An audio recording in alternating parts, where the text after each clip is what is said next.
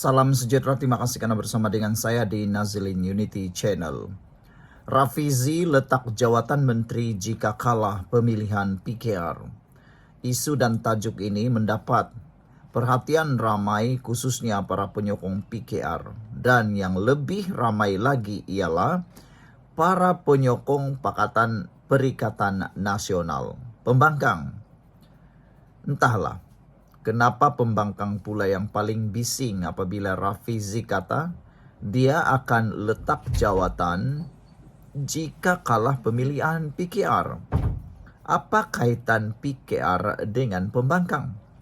Ramailah yang gembira kalau Rafizi letak jawatan. Ada yang kata apapun kelemahan Perdana Menteri ke-10, pemerintahan beliau masih yang terbaik berbanding kepimpinan sebelumnya.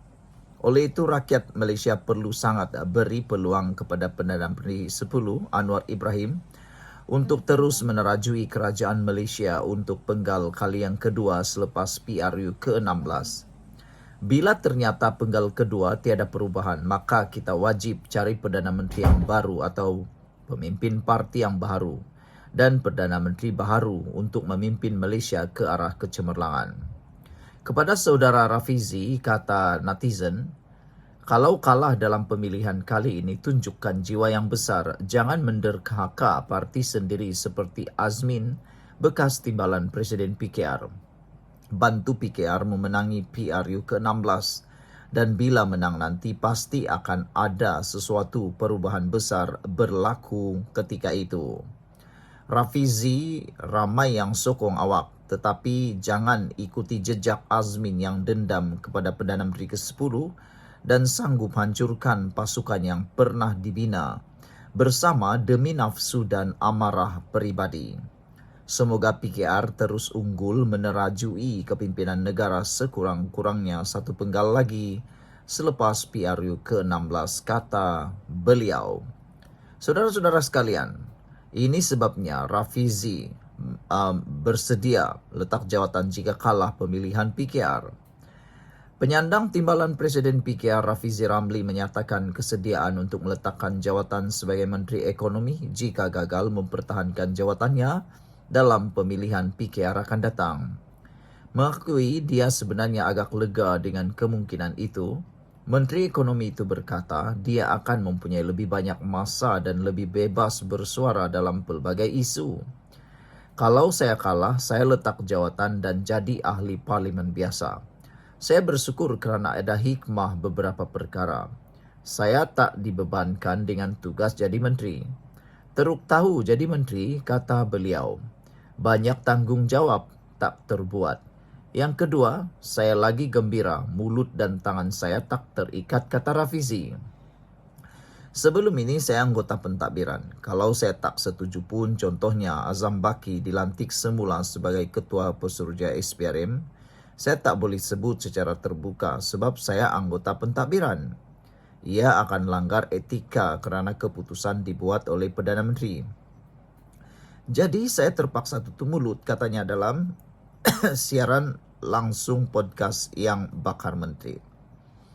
Mengulas contoh lain, Rafizi berkata dia juga terpaksa berdiam diri meski tidak bersetuju dengan Ketua Pemuda UMNO Dr. Akmal Saleh mengenai pelbagai isu. Katanya sekiranya dia bersuara, ia akan mengakibatkan media melaporkan tentang perbalahan antara menteri.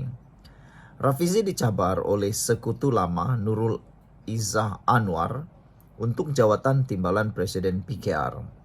Awal hari ini, Nurul Izzah yang merupakan anak Perdana Menteri Anwar Ibrahim secara terbuka mengkritik pelantikan semula Azam yang merupakan kali ketiga di bawah pentadbiran Anwar.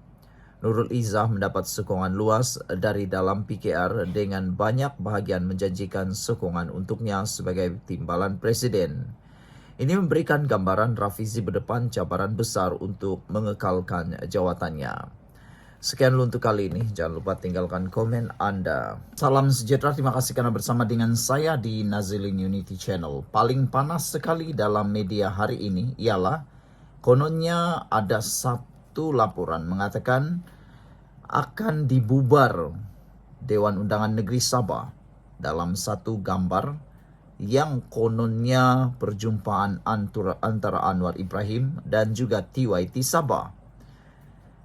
Kita tahu Anwar Ibrahim berada di Tawau hari ini untuk perjumpaan bersama dengan PKR. Namun demikian, yang menjadi spekulasi ialah adakah Anwar Ibrahim akan terus ke Istana Sabah untuk berjumpa TYT Sabah bagi berbincang memohon pembubaran Dewan Undangan Negeri Sabah. Spekulasi itu makin bertiup kencang.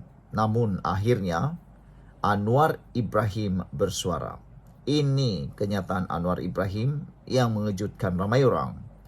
Kata Anwar Ibrahim, tiada perbincangan pembubaran Dewan Undangan Negeri Sabah. Perdana Menteri Datuk Seri Anwar Ibrahim berkata soal pembubaran Dewan Undangan Negeri Sabah tidak dibincangkan dalam pertemuan beliau dengan Yang di-Pertua Negeri Tun Musa Aman hari ini. Anwar berkata keputusan mengenai pembubaran Dewan Undangan Negeri Sabah terletak sepenuhnya kepada Yang di-Pertua Negeri dan juga Ketua Menteri Datuk Seri Haji G. Muhammad Noor. Perbincangan tertumpu kepada isu-isu berkaitan pembangunan Sabah dan usaha mengukuhkan kerjasama antara kerajaan negeri dan persekutuan, katanya kepada pemberita di Istana Seri Kinabalu hari ini. Beliau berkata perbincangan itu menyentuh pelbagai sektor termasuk minyak dan mengambil kira input daripada pemimpin negeri dengan tujuan menangani kebimbangan utama dan mengenal pasti bidang untuk penambahbaikan. Kata Anwar Ibrahim, ini adalah kunjungan hormat Perdana Menteri ke atas TYT Sabah sejak pelantikannya sebagai Yang di-Pertua Negeri. Spekulasi berhubung kemungkinan pembubaran awal muncul susulan pertemuan antara Perdana Menteri dan Yang di-Pertua Negeri Sabah hari ini.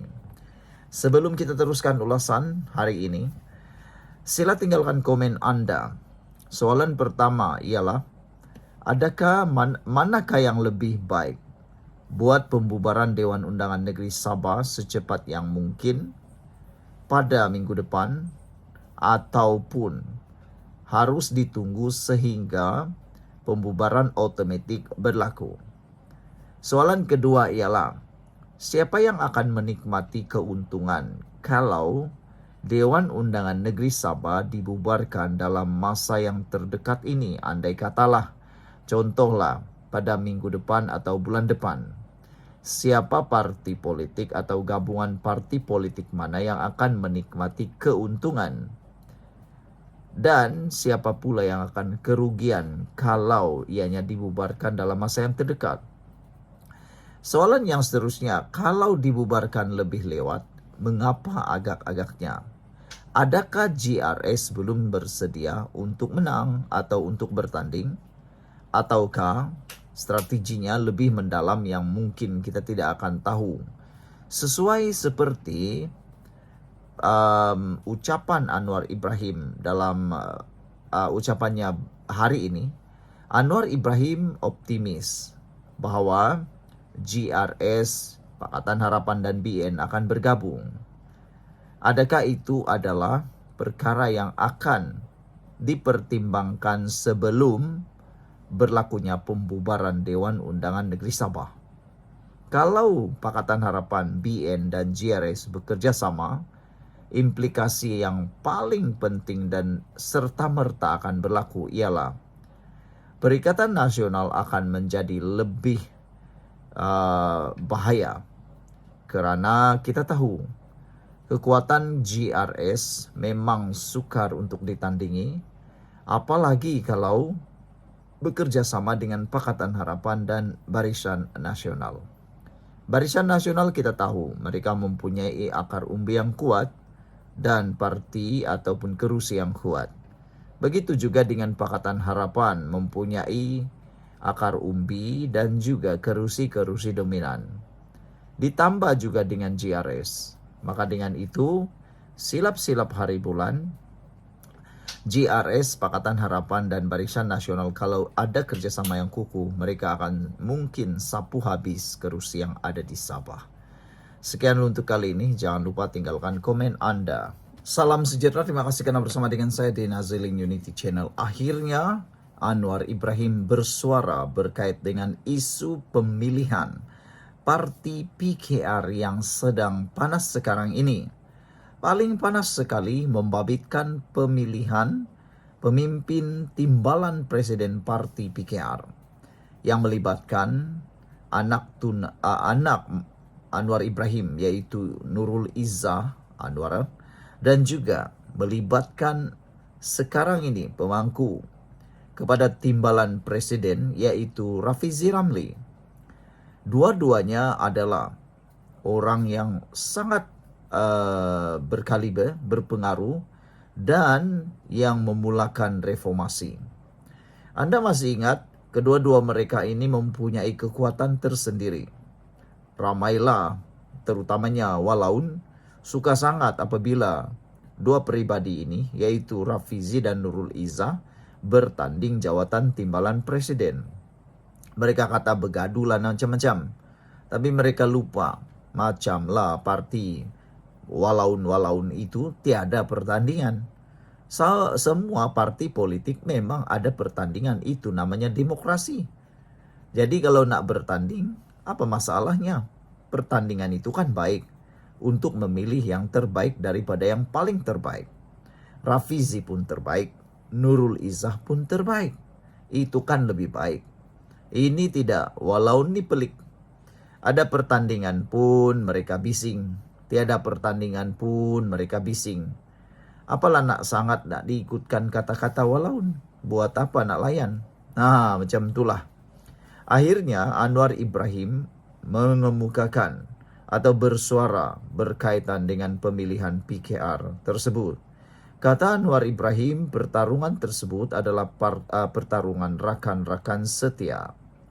Pemilihan PKR 2025 perlu dianggap sebagai satu pertarungan antara rakan-rakan setia dalam parti, kata Perdana Menteri Datuk Seri Anwar Ibrahim.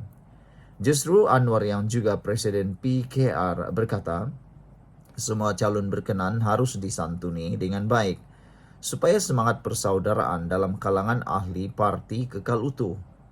Pemilihan ini antara rakan-rakan setia yang banyak daripadanya tokoh reformasi. Oleh itu, kita kena jaga supaya tidak terlanjur kerana kita mahukan pemilihan ini untuk kita rangkul sebagai satu kekuatan, katanya. Beliau berkata demikian ketika ditemui pemberita selepas mempengerusikan mesyuarat Majlis Pimpinan Negeri PKR Sabah di sini hari ini. Pada masa sama, Anwar mengingatkan penyokong kepada pihak yang bertanding untuk tidak terlajak berlebihan kerana ia boleh mengeruhkan keadaan. Ini PKR persaudaraan yang harus diperkukuh. Selesai saja Kongres Nasional PKR, kita harus bekerja sebagai satu pasukan yang padu, katanya. Proses pencalonan pemilihan parti yang berakhir Jumat lepas menyaksikan Anwar tidak dicabar bagi jawatan presiden. Manakala bagi jawatan timbalan presiden, Nurul Izzah Anwar bakal bertembung dengan penyandang Datuk Seri Rafizi Ramli yang juga Menteri Ekonomi. Bagi jawatan naib presiden, 12 ahli telah mengemukakan pencalonan masing-masing, termasuk 4 penyandang, iaitu Nik Nazmi Nik Ahmad, Chang Ling Kang, Datuk Seri Aminuddin Harun, dan Datuk Seri Amiruddin Syari. Setiausaha politik Menteri Kewangan Muhammad Kamil Abdul Munin pula tidak dicabar untuk memegang jawatan Ketua Angkatan Muda Keadilan AMK, manakala Fadlina Siddiq Menteri Pendidikan dan Rozia Ismail Ahli Parlimen Ampang berebut jawatan Ketua Wanita PKR. Kongres Nasional PKR termasuk Kongres Angkatan Muda Keadilan dan Kongres Wanita dijadwalkan berlangsung pada 22 hingga 24 Mei ini di Johor Bahru, dan 23 Mei ditetapkan sebagai hari pengundian. Sekian untuk kali ini, jangan lupa tinggalkan komen Anda.